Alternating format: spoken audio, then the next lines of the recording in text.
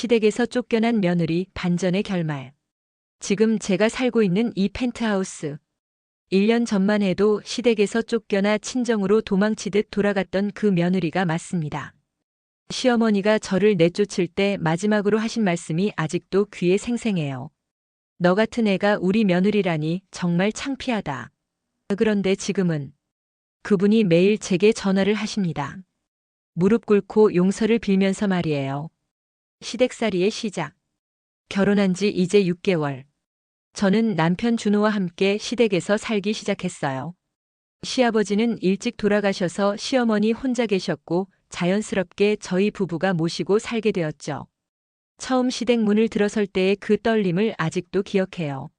30평 남짓한 아파트였지만 저에게는 새로운 인생의 시작점이었거든요. 어서 와라, 우리 새 며느리.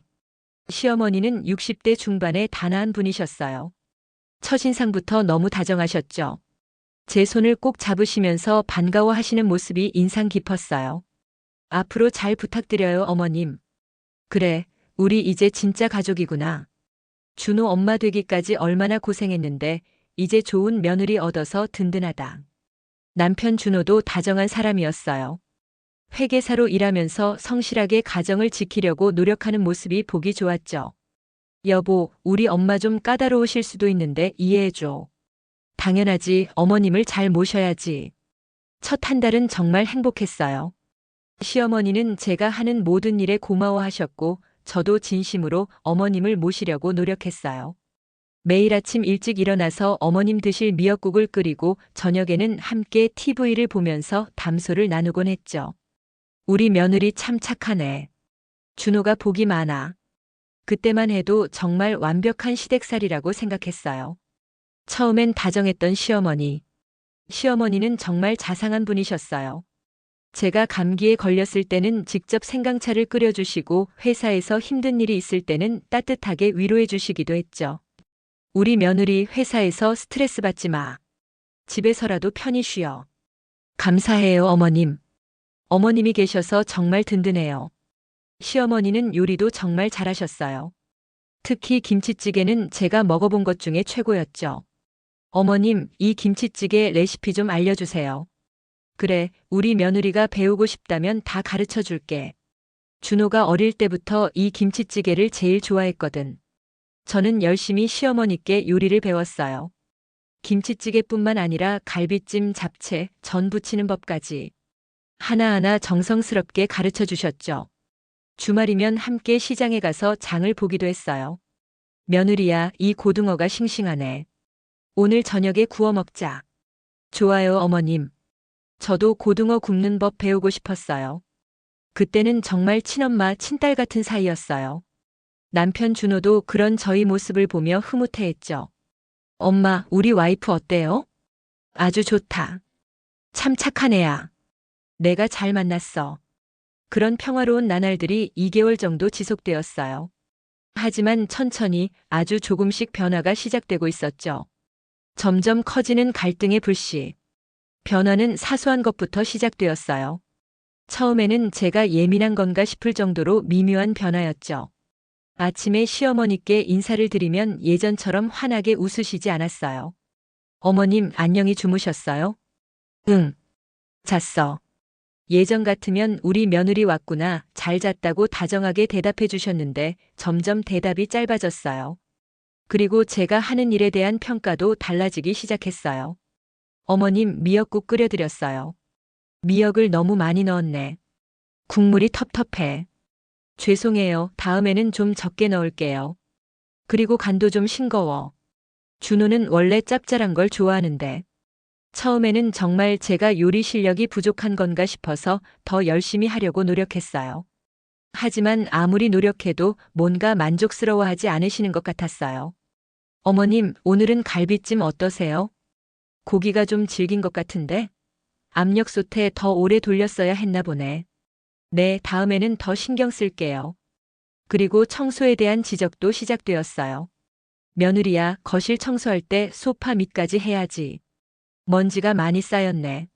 네, 어머님. 제가 놓쳤네요. 그리고 화장실도 좀 더 깨끗이 해. 변기 뒤쪽까지 닦아야지. 저는 매일 청소를 했는데도 계속 뭔가 부족하다는 얘기를 들었어요. 점점 스트레스가 쌓이기 시작했죠. 며느리를 향한 불합리한 요구. 3개월째부터는 아예 노골적으로 불합리한 요구들이 시작되었어요. 며느리야, 앞으로 아침 5시에 일어나서 준비해. 준호, 아침밥은 꼭 집에서 먹고 나가야 해. 어머님, 제가 7시에 출근해야 해서 5시는 좀. 며느리가 그런 마음으로 시댁살이를 하면 되겠어? 남편 뒷바라지가 우선이지 내일이 뭐가 중요해? 저는 할 수 없이 5시에 일어나기 시작했어요. 덕분에 만성 피로에 시달렸지만 며느리 도리를 다해야 한다고 생각했거든요. 그런데 요구는 거기서 끝나지 않았어요. 며느리야, 앞으로 빨래는 손빨래로 해. 세탁기로 하면 옷이 상해. 손빨래요? 그럼 시간이 아까우면 회사를 그만둬. 며느리가 돈 버는 게 그렇게 중요해? 결국 저는 모든 빨래를 손으로 하기 시작했어요. 퇴근 후 집에 오면 손빨래하고 요리하고 청소하고. 정말 쉴 틈이 없었죠. 그리고 주말에는 더욱 힘들었어요. 며느리야, 오늘 큰 고모네 다녀와야겠다. 차편 알아봐. 어머님, 저도 함께 가야 하나요? 당연하지. 며느리가 인사를 해야지. 매주 주말마다 이런 식으로 친척들 만나러 다니는 게 일상이 되었어요. 제 친정에는 한 번도 가본 적이 없으면서 말이에요. 어머님, 이번 주말에는 제 친정에 좀 가봐도 될까요? 친정은 무슨? 이미 시집 왔는데 친정이 뭐가 중요해? 여기가 내 집이야. 남편의 무관심과 방관.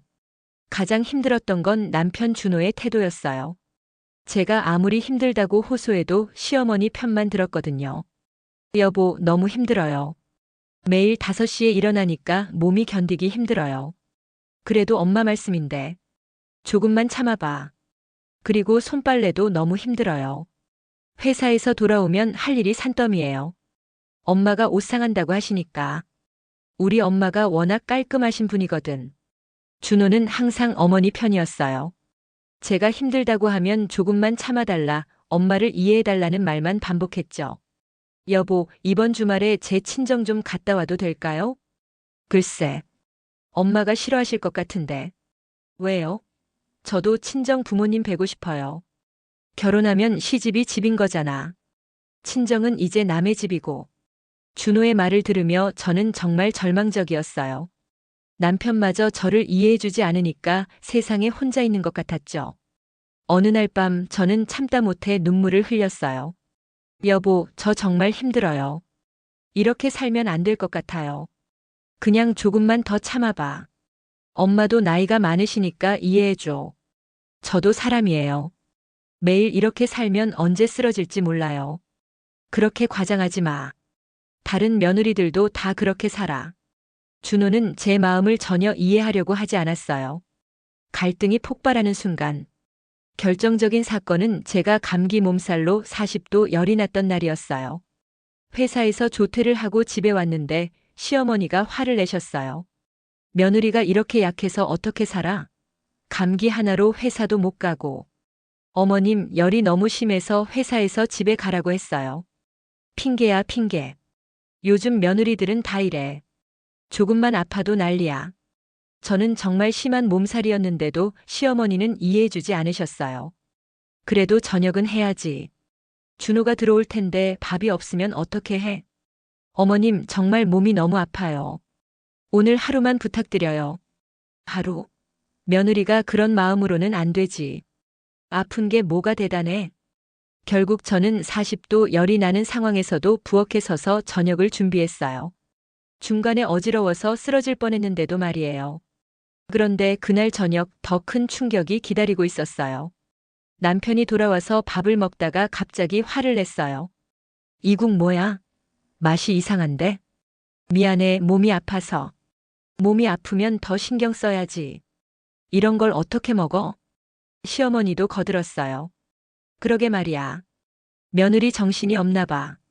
이런 음식을 상에 내놓다니. 그 순간 저는 더 이상 참을 수 없었어요. 제발 좀 그만해요. 저도 사람이에요. 시댁에서 쫓겨나는 며느리. 제가 소리를 지르자 집안이 순간 조용해졌어요. 시어머니가 눈을 부릅뜨며 일어났어요. 뭐? 지금 누구한테 소리 지르는 거야? 어머님, 저도 한계가 있어요.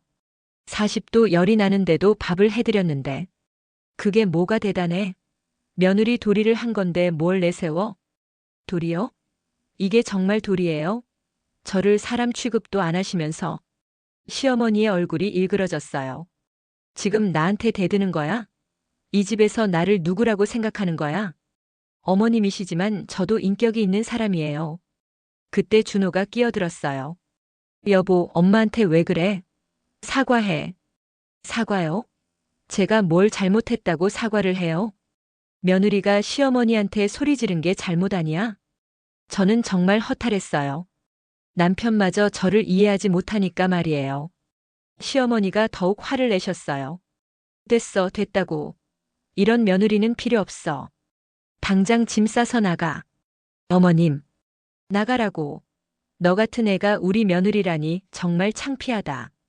준호도 저를 말렸어요. 아니, 어머니를 말렸다고 해야겠네요. 엄마, 너무 심한 것 아니에요? 심해? 며느리가 시어머니한테 소리 지르는 게 심한 거지. 결국 저는 그날 밤 짐을 쌌어요. 눈물이 계속 났지만 더 이상 이 집에 있을 수 없었어요. 여보, 정말 갈 거야? 이 상황에서 어떻게 더 있어요? 엄마께 사과하면 용서해 주실 거야. 저는 잘못한 게 없어요. 사과할 이유도 없고요. 새벽 2시 저는 가방 하나 들고 시댁을 나왔어요. 홀로 서는 눈물의 시간. 택시를 타고 친정으로 향하는 길 정말 눈물이 그칠 않았어요. 6개월간의 시댁살이가 이런 식으로 끝날 줄은 꿈에도 몰랐거든요.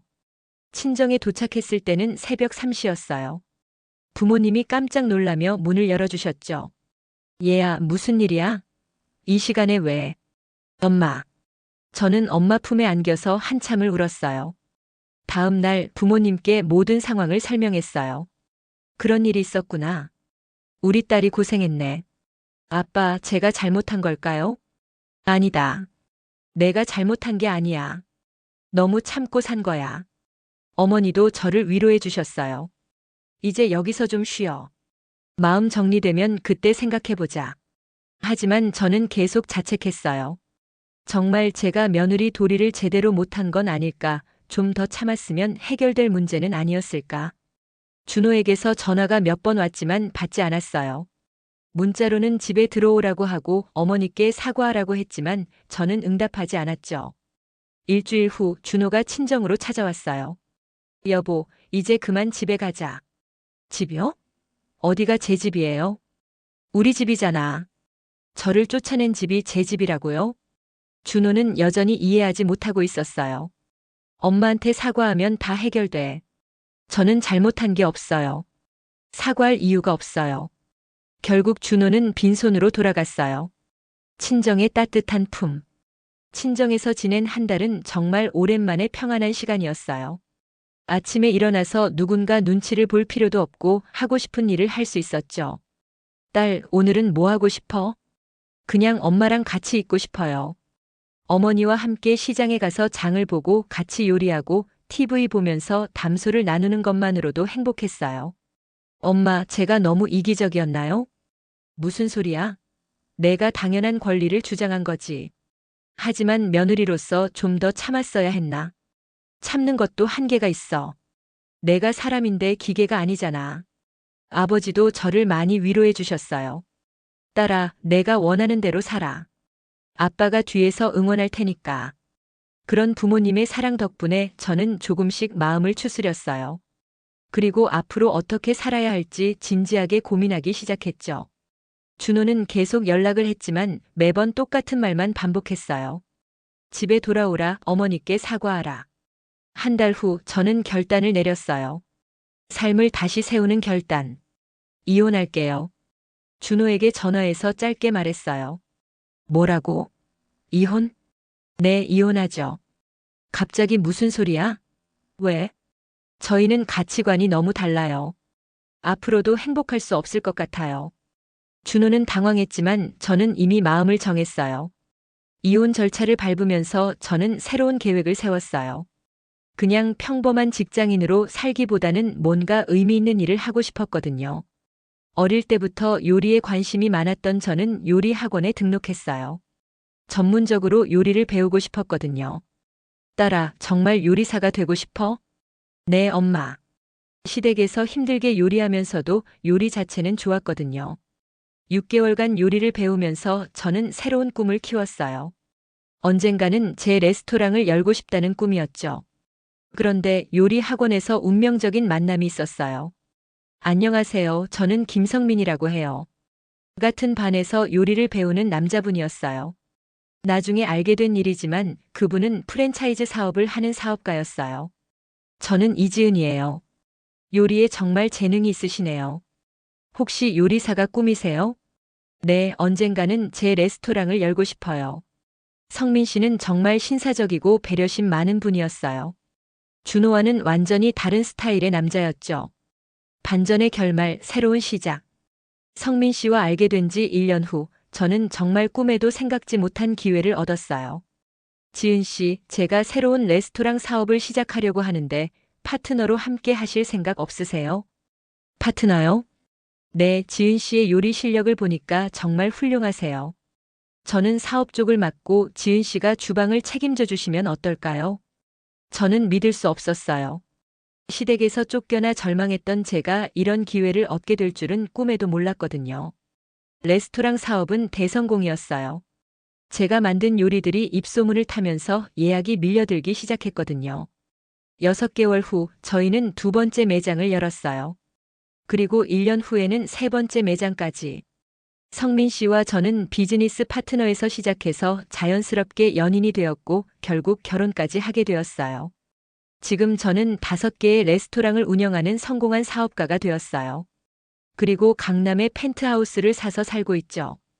그런데 놀라운 일이 일어났어요. 어느 날 갑자기 전 시어머니에게서 전화가 왔어요. 지은아. 나야, 준호 엄마. 네, 안녕하세요. 지은아, 미안하다. 정말 미안해. 시어머니는 울면서 사과하셨어요. 나중에 알게 된 일이지만 준호가 재혼한 여자와 또 이혼하면서 시어머니는 혼자가 되셨대요. 그리고 제가 성공한 사업가가 되었다는 소식을 들으시고는 후회하고 계셨던 거예요.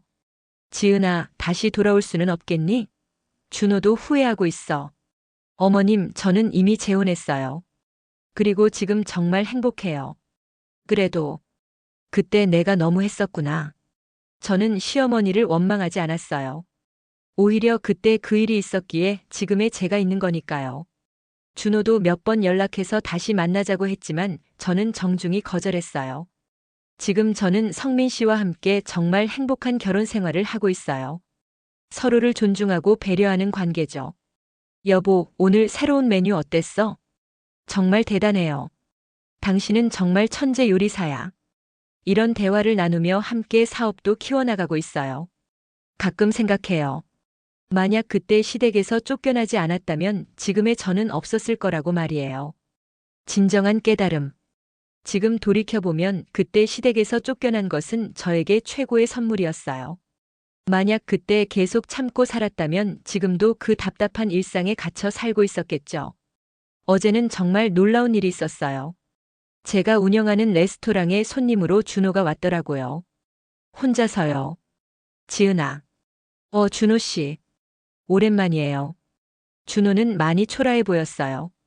2번의 이혼을 겪으면서 많이 지쳐 보였죠. 정말 잘 살고 있구나. 네, 덕분에 잘 살고 있어요. 그때 내가 미안했어. 너를 이해하지 못해서. 이제 다 지난 일이에요. 오히려 감사해요. 감사하다고? 그때 일이 있었기에 지금의 제가 있으니까요. 준호는 한참을 말없이 앉아있더니 조용히 일어났어요. 행복해라, 지은아. 준호 씨도 좋은 사람 만나서 행복하세요. 그 모습을 보면서 저는 정말 많은 생각이 들었어요. 사람은 정말 환경에 따라 달라지는구나 하고 말이에요. 오늘 아침에는 또 다른 놀라운 소식을 들었어요. 저희 레스토랑 체인이 해외 진출 제의를 받았다는 거예요. 여보, 정말 대단한 기회예요. 성민 씨가 신나서 말했어요. 일본에서 먼저 시작해서 동남아시아로 확장하는 계획이래요. 정말요? 꿈만 같아요. 2년 전만 해도 시댁에서 쫓겨나 절망에 빠져 있던 제가 이제는 해외 진출까지 논의하는 사업가가 되다니. 정말 인생이 한 편의 드라마 같아요. 어머니께 이 소식을 전해드렸어요. 엄마, 저희 레스토랑이 해외에도 나간대요. 아이고, 우리 딸이 정말 대단한 사람이 됐네. 그때 힘들어할 때는 어쩌나 싶었는데. 엄마, 그때 받아주셔서 정말 고마워요. 엄마가 아니었다면 지금의 저는 없었을 거예요. 우리 딸이 워낙 똑똑하고 노력을 많이 해서 그런 거지. 엄마는 그냥 옆에서 지켜본 것뿐이야. 부모님의 사랑이 있었기에 저는 다시 일어설 수 있었어요. 지난주에는 정말 기분 좋은 일도 있었어요. 예전에 시댁에서 함께 살 때 자주 만났던 시누이가 제 레스토랑에 찾아왔거든요. 올케 언니. 아니, 지은 언니. 어머, 영미야. 오랜만이다. 언니 정말 대단해요. 이런 멋진 레스토랑을 운영하고 계시다니. 영미는 그때 일에 대해 사과했어요. 언니, 그때 우리 엄마가 너무 심했어요. 제가 말렸어야 했는데. 아니야, 영미야. 이제 다 지난 일이야. 너도 힘들었을 거야. 언니가 나간 후에 우리 집 분위기가 정말 엉망이었어요. 엄마는 후회하시고 오빠는 재혼했다가 또 이혼하고. 그랬구나. 지금 엄마 혼자 계신데 정말 외로워하세요. 언니 생각을 많이 하셔요. 저는 영미의 말을 들으면서 복잡한 심정이었어요. 미움은 없었지만 그렇다고 다시 관계를 회복하고 싶지도 않았거든요. 영미야, 어머님께 안부 전해드려. 건강하시라고. 언니, 나는 지금 정말 행복해. 그때 일이 있었기에 지금이 있는 거니까 오히려 감사하다고 전해줘. 영미는 고개를 끄덕이며 돌아갔어요. 이제 정말 모든 것이 정리된 것 같아요. 과거에 대한 원망도 후회도 없어요. 그 모든 것들이 지금의 저를 만들어준 소중한 경험이었으니까요. 성민 씨와 저는 내년에 아이를 가질 계획이에요. 그리고 해외 사업도 본격적으로 시작할 예정이고요. 여보, 우리 아이에게는 어떤 부모가 되고 싶어요? 서로를 존중하고 사랑하는 부모가 되고 싶어요. 그리고 아이의 꿈을 응원해주는 부모가 되고 싶고요. 저도 같은 생각이에요. 때로는 인생에서 가장 힘들고 절망적인 순간이 새로운 시작의 기회가 될 수 있다는 것을 저는 몸소 경험했어요. 시댁에서 쫓겨나던 그날 밤 택시 안에서 흘렸던 눈물들. 그 모든 것이 지금의 행복을 위한 밑거름이었던 것 같아요. 만약 지금 힘든 시간을 보내고 있는 누군가가 제 이야기를 듣는다면 이 말을 해주고 싶어요. 포기하지 마세요. 지금의 고통이 내일의 행복을 위한 준비 과정일 수도 있으니까요. 저는 이제 과거를 완전히 놓았어요. 그리고 성민 씨와 함께 더 큰 꿈을 향해 나아가고 있어요. 몇 달 전에 성민 씨가 저에게 이런 말을 했어요. 여보, 당신을 만난 게 제 인생 최고의 행운이에요. 저도요. 정말 감사해요. 그런데 가끔 생각해요. 만약 당신이 예전 결혼 생활에서 행복했다면 저를 만나지 못했을 거라고. 맞아요. 그때 힘든 일이 있었기에 지금 우리가 만날 수 있었던 거죠. 인생은 정말 신기해요. 가장 어두운 터널을 지나고 나면 가장 밝은 빛이 기다리고 있더라고요. 지금 저는 진정으로 행복합니다. 사랑하는 남편과 함께 꿈을 이루어가고 있고 부모님도 건강하시고 사업도 번창하고 있어요. 시댁에서 쫓겨난 그 며느리가 이제는 성공한 사업가가 되어 새로운 인생을 살고 있습니다. 그리고 이 모든 것의 시작은 아니오라고 말할 용기였어요. 더 이상 참지 않겠다고, 더 이상 굽혀 살지 않겠다고 결심했던 그 순간부터 제 진짜 인생이 시작된 것 같아요.